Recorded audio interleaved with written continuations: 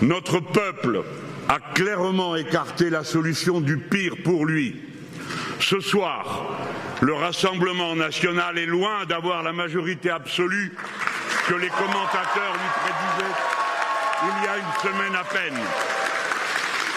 Jean-Luc Mélenchon est le premier à avoir pris la parole ce dimanche, à peine les premiers résultats des élections législatives dévoilés.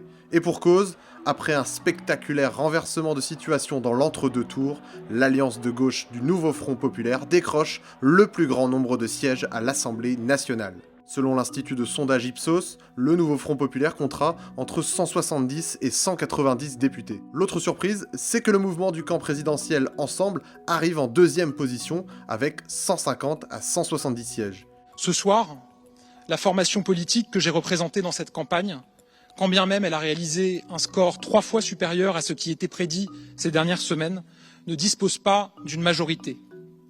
Ainsi, fidèle à la tradition républicaine, et conformément à mes principes, je remettrai demain matin ma démission au président de la République. Et enfin, le Rassemblement national, pourtant largement en tête au premier tour, est très loin du compte ce soir. Le RN et ses alliés n'obtiennent que 135 à 155 sièges. En Bretagne, le Rassemblement national fait un score historique, mais c'est logique, il n'avait jamais été présent au second tour. En revanche, il échoue à décrocher un premier poste dans la région. L'exception bretonne perdure, le barrage a tenu. En Bretagne, il y a finalement eu assez peu de surprises. Le mouvement du président Macron Ensemble arrive en tête et décroche le plus de sièges à l'Assemblée nationale avec 15 représentants. Le nouveau Front populaire est sur la deuxième marche du podium avec 9 députés élus. Les Républicains et la droite obtiennent 2 députés. Et enfin, Paul Molac, pour Régions et Peuples Solidaires, est réélu dans le Morbihan. Les véritables surprises sont venues de Brest et Lorient, où dans le Finistère, Pierre-Yves Cadalin, pour le nouveau Front populaire, a écarté le député sortant Jean-Charles Larsonneur.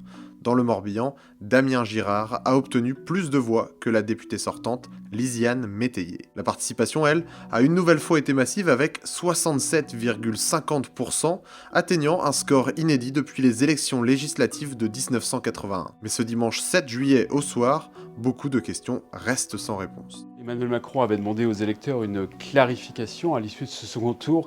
Il reste beaucoup de questions. 2 blocs se sont coalisés pour empêcher le troisième de gagner.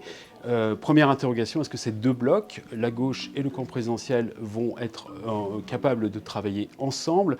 Et puis question également du côté de la gauche, c'est une coalition. Ce nouveau Front populaire va-t-il rester uni? Il n'avait pas désigné de candidat à Matignon. Va-t-il réussir à se mettre tout simplement d'accord sur un nom? C'est ce qu'on va scruter dans les prochains jours.